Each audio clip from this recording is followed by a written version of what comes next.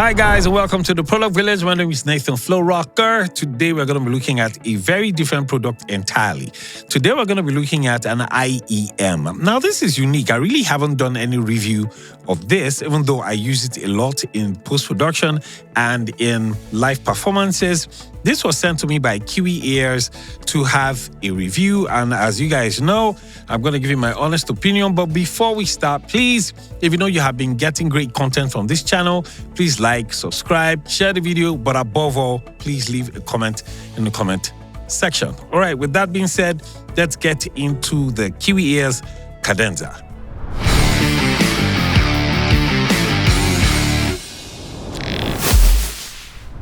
In the box, we have the Kiwi Ears Cadenza in-ear monitors with ear tips. We also have 9 silicone ear tips in 3 sizes. We have it in small, medium, and large, and you have 3 of each in each size.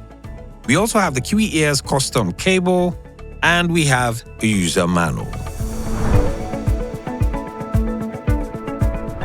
The Kiwi Ears Cadenza has a unique quick stand-like faceplate with a 3D printed resin.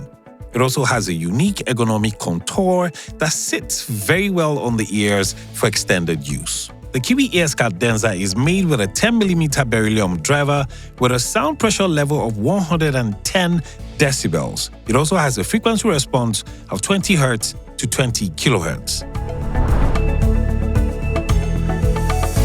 All right, now let's jump straight into the sound because I'm sure that's what you guys are actually waiting for. I'm not new to in-ear monitors at all. I'm very used to using them a lot, especially when I'm having live recordings or when I'm rehearsing or when I'm playing in church on Sundays, right? I'm used to the, Shure PSM 300, 900, and those IEMs are actually very expensive.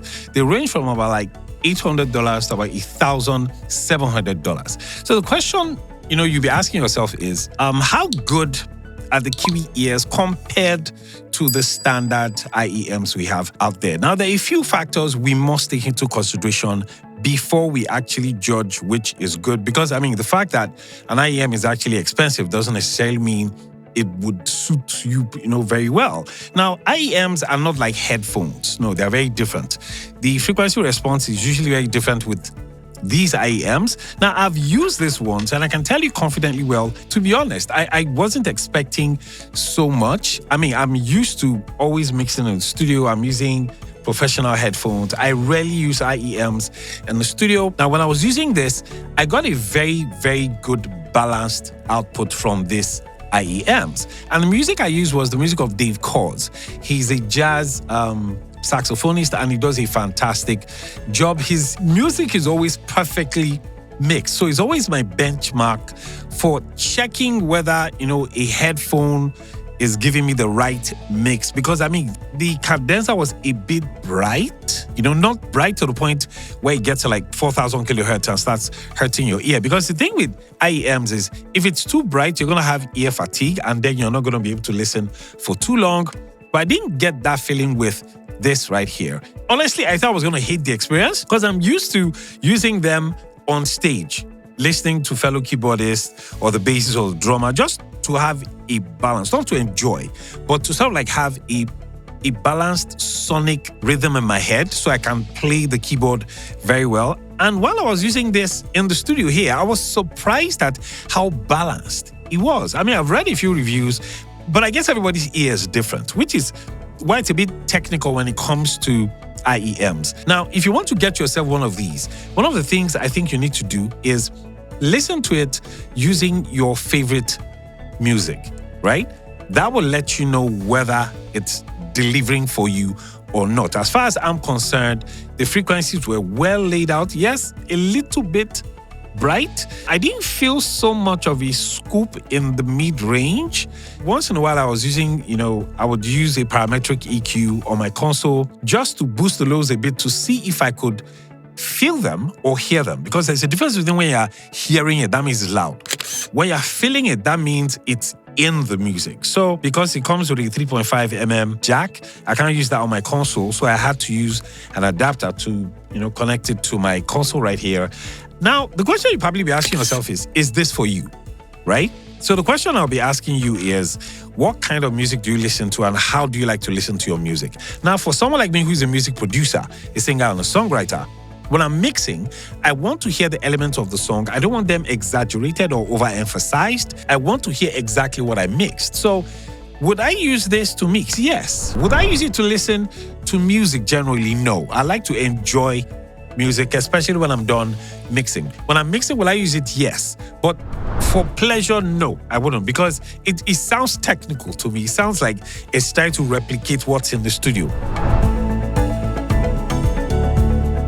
Now, there are one or two snags that I have with the cadenza, right? When the ear tips was hell, it took me like forever to actually get it to fit in, which might be a good thing so that it doesn't fall off immediately, but it really took me a whole lot of time. On the body, it actually doesn't say which is left or right. So I realized that even if you try weighing them separately, it's going to sit funny in your ear. So if you're using the cadenzas, I think, based on my usage, the left is the one that carries the Kiwi Ears logo. That's the one for the left. While the one for the right is the one that just has the, the resin, but it doesn't have any name on it. So you have the one with the Kiwi Ears that goes into your left. And then you would even tell, because of the structure of the cable, how it would sit. If this thing doesn't sit pretty well in your ears, you're going to have issues. I also would have wished if there was a slightly, like after the large, there was like an XL. The thing with this kind of earphones, right, is when you place it into your ear and you're listening, if you don't sort of copy very well and if it doesn't sit very well, the frequencies don't sit, so frequencies will escape. And if you have any transient noise coming into your listening, it's going to mess up the listening experience. But I think besides that, one of the reasons I would love to be using this, besides the show, is the fact that it's affordable. These IEMs actually go for about like $35. I mean, compare that to expensive IEMs. After using the cadenza, I think I'm having second thought. So I think I'm going to be checking my mixes with this because, I mean, it doesn't exaggerate anything. It basically just gives me what I'm, the frequencies that are embedded in the song in the first place. So shout out to Kiwi Ears for sending me this. I really did enjoy them. I did not know I was going to be able to enjoy these. And if you guys have any other questions you feel you'd want me to answer based on my usage, please do let me know in the comment section. Like I said, like the video, share the video. Please, I want you guys to engage. I want to be able to dig deeper into these IEMs more than I did. And I'm sure when you guys are probably asking me questions, you force me to probably go and check up, something that I probably didn't do or thereabout. All right, guys, I think that'll be it. See you guys on next one. Ciao.